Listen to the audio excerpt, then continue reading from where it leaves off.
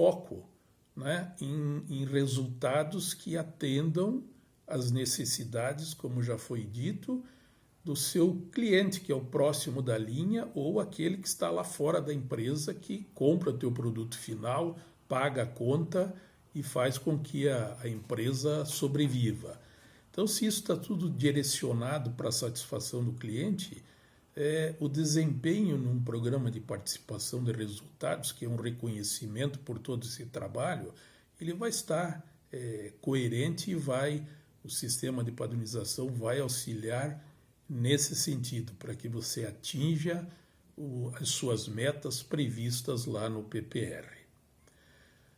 Um outro benefício para os colaboradores é as maiores oportunidades em termos de treinamento. Nós já falamos, treinamento para novos colaboradores e reciclagem para os já existentes. E um último benefício aí que eu vejo é um desenvolvimento pessoal e profissional de cada um na construção desse sistema de padronização. Ele vai ensinar muita coisa e isso vai desenvolver cada um de uma forma pessoal e profissional. E benefícios para a empresa? O sistema também traz alguns benefícios para a empresa. O primeiro é a satisfação do cliente. E vamos pensar aí no cliente, aquele que está lá fora, o cliente externo, aquele que paga a conta. Quer dizer, se eu estou arrumando a casa através de um sistema da padronização que está visando a satisfação do cliente nos seus N processos dentro da empresa, certamente eu vou ter um produto final que vai atender as necessidades daquele meu cliente que está lá fora, o meu cliente externo. Então, a satisfação dele é o primeiro benefício que eu vejo para a organização. Um outro benefício é essa harmonização que o sistema da padronização provoca no bom sentido, entre fornecedor e cliente. Faz com que os dois se conversem para que o produto que o fornecedor estiver fornecendo para o seu cliente esteja de acordo com aquela necessidade que muitas vezes está especificada no padrão e consensada por ambas as partes, fornecedor e cliente. Então, essa aproximação e harmonia entre clientes e fornecedores é muito benéfica para a empresa em termos de gestão, em termos de satisfação, em termos de arrumar a casa, como eu digo. Um outro benefício que a padronização traz é a implantação de uma cultura de melhoria contínua. Então, aqui eu quero fazer uma ressalva muito importante, porque eu sofri um pouco com isso, onde muitas pessoas achavam que a padronização estava vindo para engessar a empresa. Então, não existe essa possibilidade. A melhor prática hoje pode ser que não seja a melhor prática amanhã. E o sistema de padronização permite, e às vezes até provoca, que você revise um procedimento a qualquer momento. A qualquer momento que você entender que a melhor prática não é mais aquela que está registrada naquela revisão X lá do padrão Y. Então, essa cultura da melhoria contínua, ela advém de um sistema da padronização com esse enfoque. Um outro benefício para a empresa, obviamente, é a redução e até a eliminação de custos, porque eu não estou formalizando aí perdas, reparos, retrabalhos, enfim, eu estou procurando a trilha, o atalho para chegar naquele resultado esperado o mais enxuto possível, né? É o parar para pensar e como fazer a coisa da melhor maneira possível. E o último benefício, eu não poderia deixar de fora, é a retenção do domínio tecnológico pela organização, com o registro formal das suas atividades consideradas críticas. O seu know-how precisa estar preservado e retido na organização. Muito bem.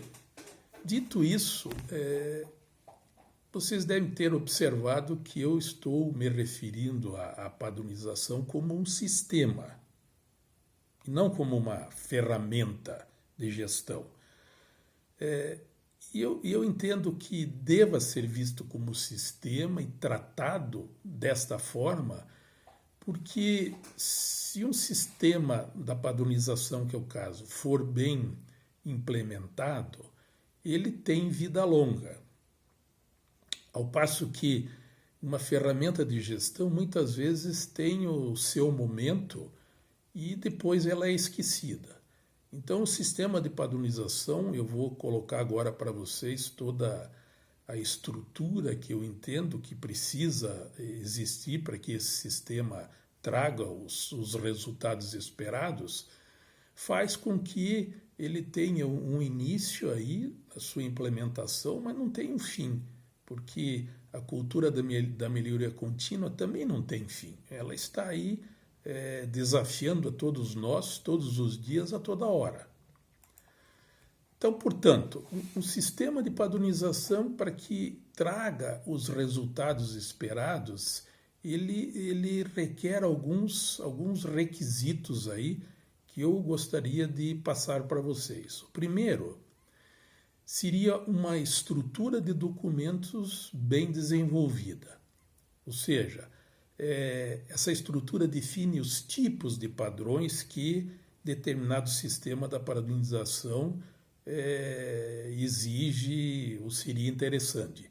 Isso depende do tamanho da empresa, depende do negócio que está sendo tratado, enfim. Existem tipos de padrões, um padrão de operacional, como eu disse, que vai a nível de tarefa, um padrão de especificação que especifica o produto final, que especifica a matéria-prima, o próprio padrão de processo, que tira uma fotografia de como funciona determinado processo, com as suas etapas e o que se espera de cada etapa e assim por diante. Então, essa é a estrutura de documentos. Uma vez definida essa estrutura de documentos, o sistema passa a ser mais organizado e de mais fácil entendimento. Um outro requisito são os papéis e responsabilidades definidos. Precisa estar bem definido aí quem elabora, quem consensa, quem aprova, quem publica, quem distribui, quem treina e quem audita os padrões. Então, isso precisa estar bem definido, com as suas responsabilidades também claras e determinadas. Uma recomendação para todos vocês é que se eleja um facilitador por setor e um coordenador geral para o sistema.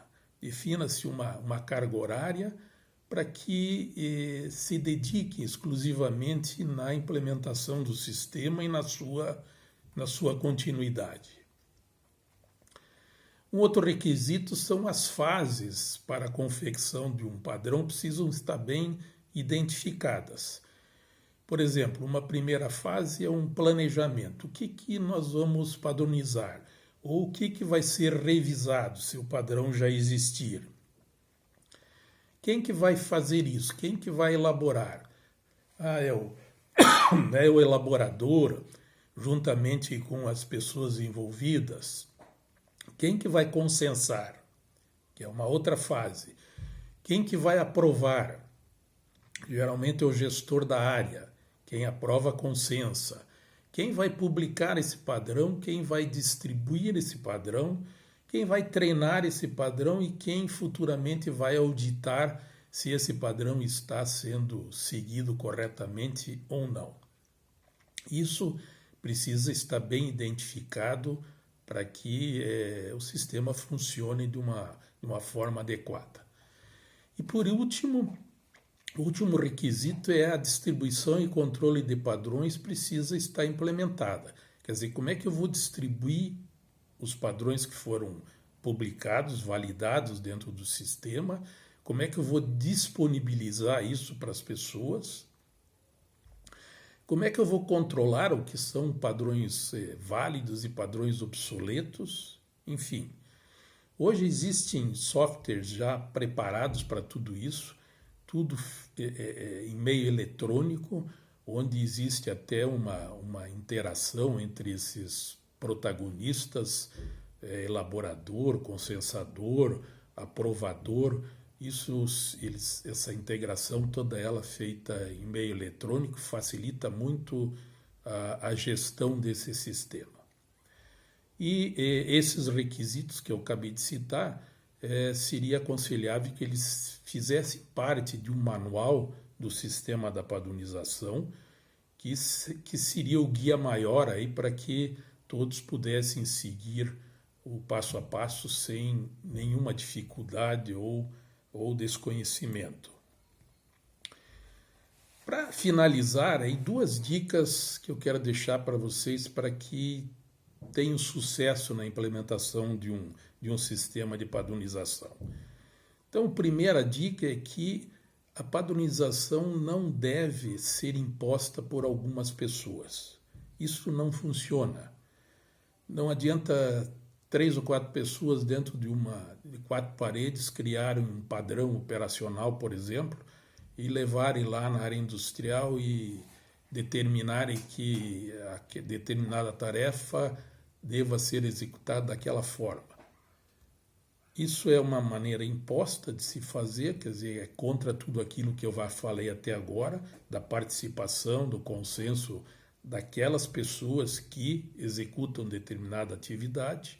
Então, essa é a primeira dica, que não se deve fazer dessa forma, não se deve impor o procedimento. Vamos chamar as pessoas, porque eu tenho certeza que elas participando, na hora de executar a tarefa, vai ser bem mais tranquilo.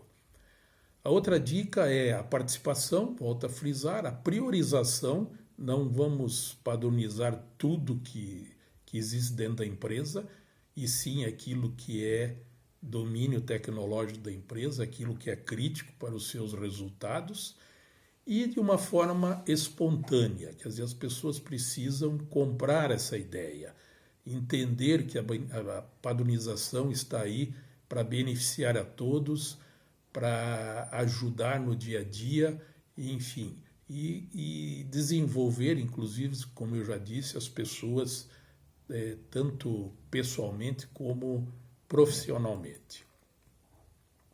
E para encerrar, eu gostaria de deixar uma mensagem aqui final, muito simples e verdadeira como a própria padronização. A mensagem é a seguinte: escreva o que você faz e faça o que está escrito.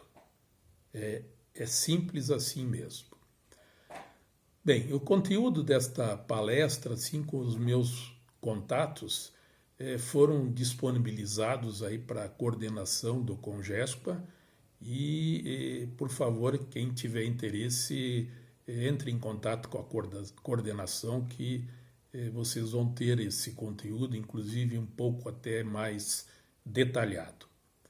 Eu quero agradecer muito a atenção de todos vocês e quero desejar sucesso a todos. Muito obrigado.